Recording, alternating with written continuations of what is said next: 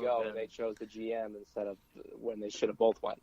Yeah, and then they could have got rid of him in 2016. Like, he was completely dead to rights after getting swept by a Cleveland team that was like half on the DL. You know, they had no business winning that series. They had no business doing anything that year, and they just made this amazing run. Yeah, that was Trevor Bauer's drone year.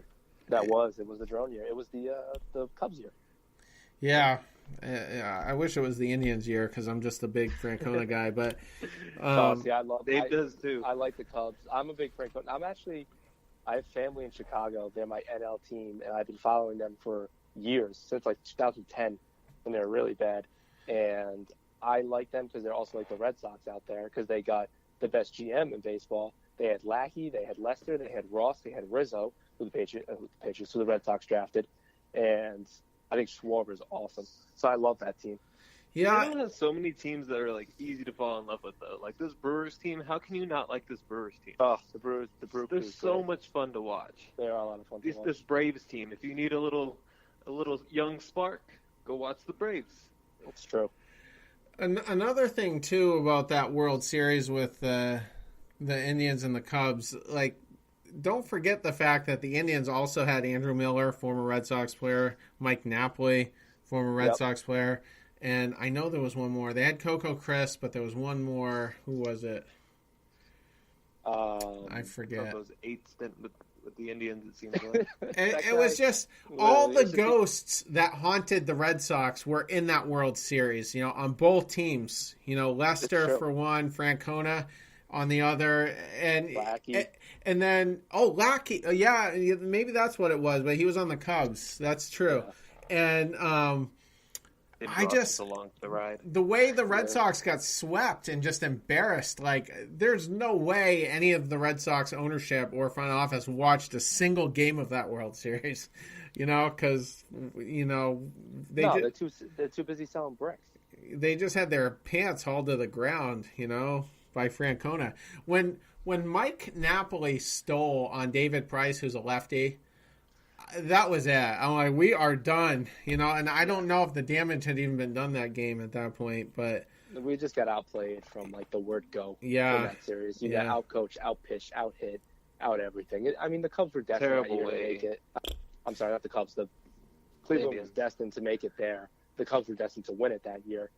But if you want to talk about choke job, look at LA that year. Another choke job for them in the playoffs.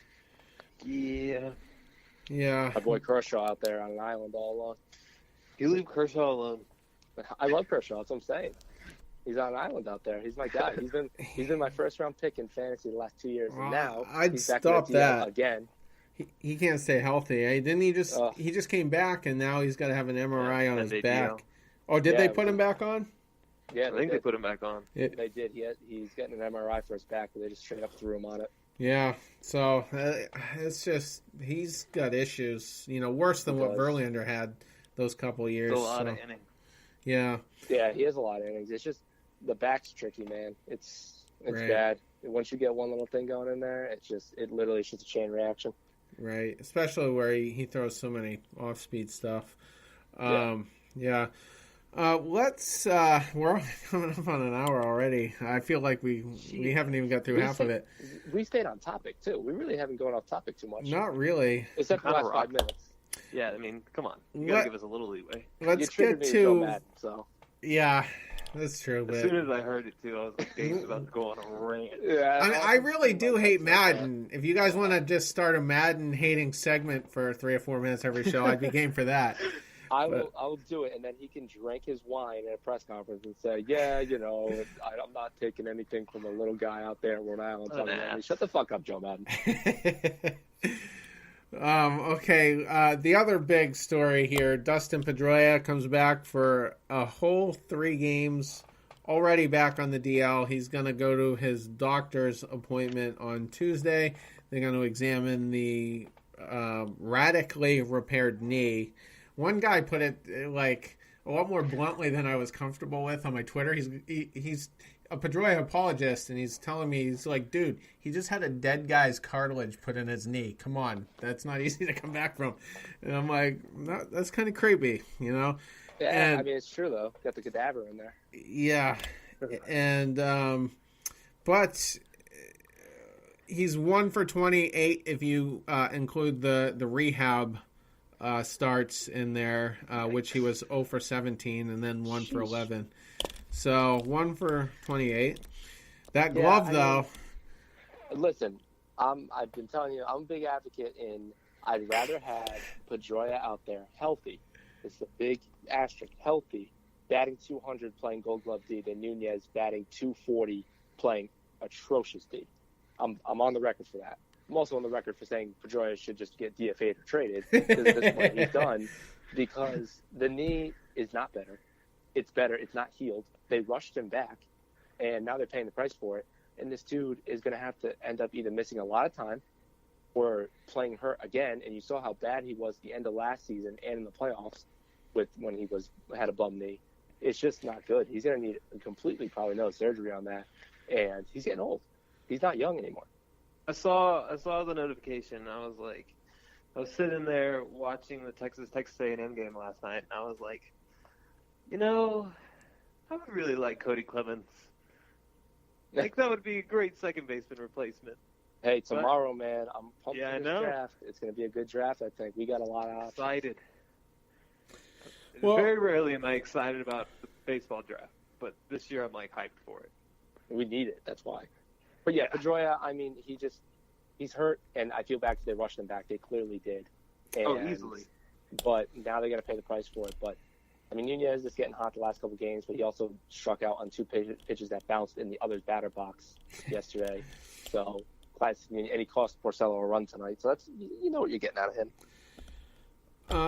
I'm just going to say that I'm satisfied that Dustin Pedroia's career is effectively over. I know he's going to come back. They're going to keep trying to, revive his career. But getting him back healthy is one thing.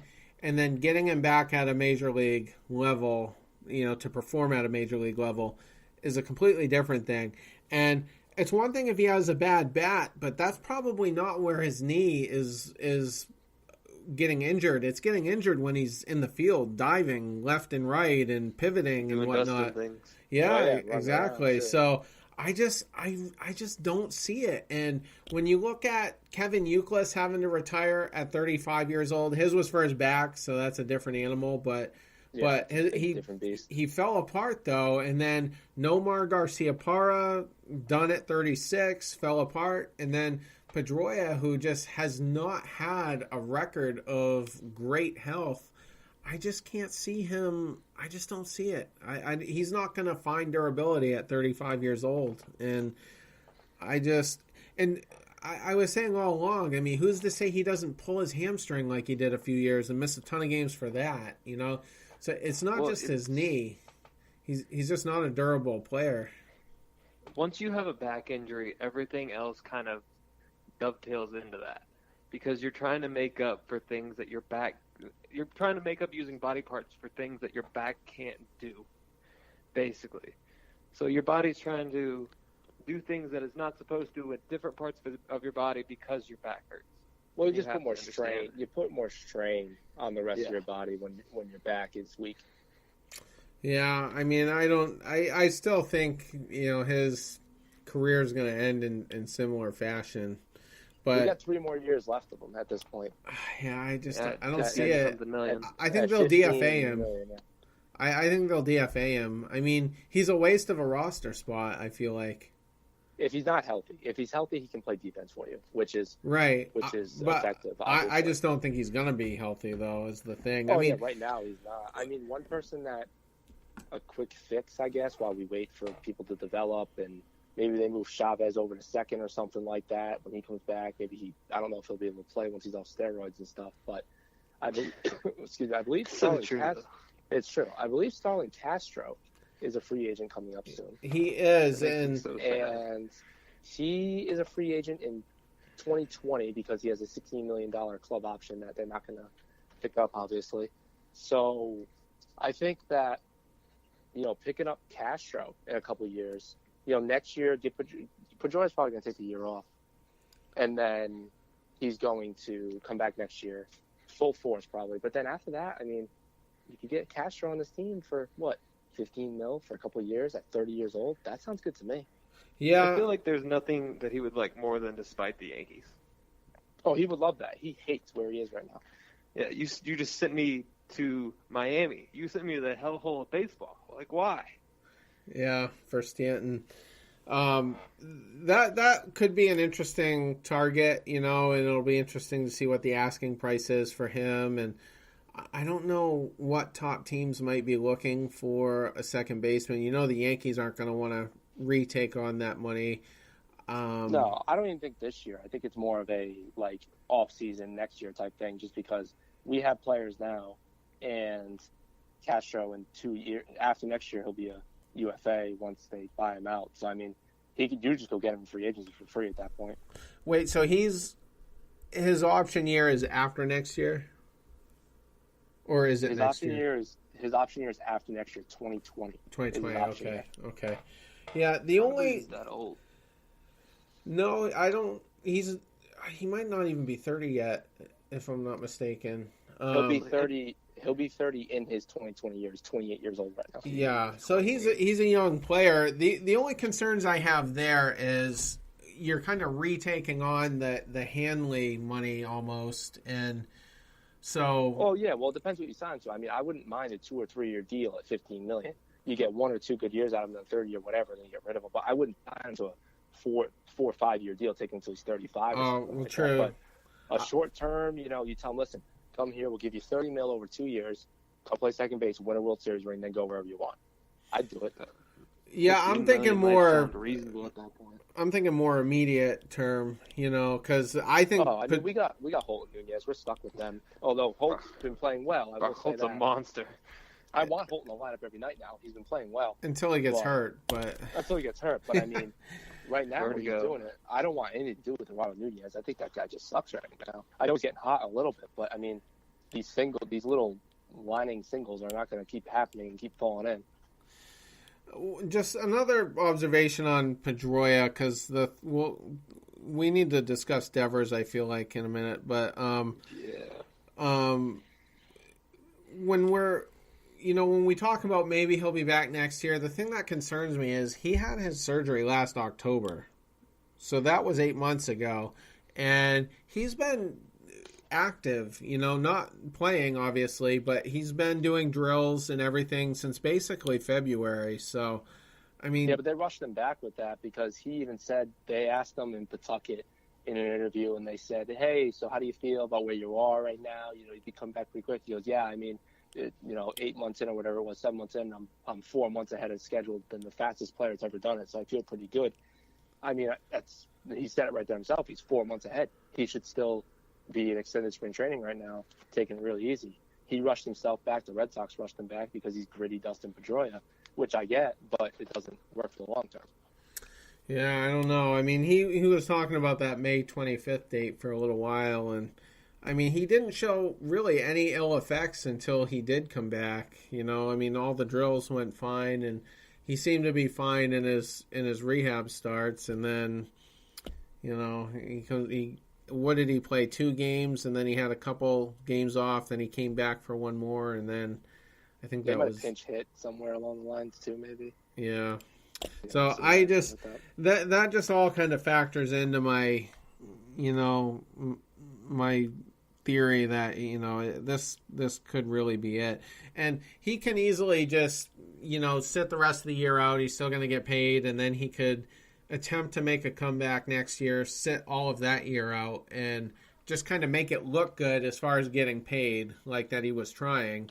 And then he would have 2 years left at that point, and I think the Red Sox would just DFA him, really. Yeah, I think at that point they would, but right now it'd be tough fan base wise. But they just showed that they don't care too much about the fan base in a good way. Like, keeping Hanley would have been, for the fans, a bad thing, where, they actually said, okay, baseball's decision to get rid of him. You know what I mean? Yeah, and another thing, too, here is he's always going to have a job with the Red Sox. I mean, he's a Veritek type. He'll be making probably $500,000 a year. I don't know what those consultants get, but they're not going to starve for sure. No, and So I think he'll get taken care of, and maybe I hate him as a player, well, not as a player, but I hate him as a leader.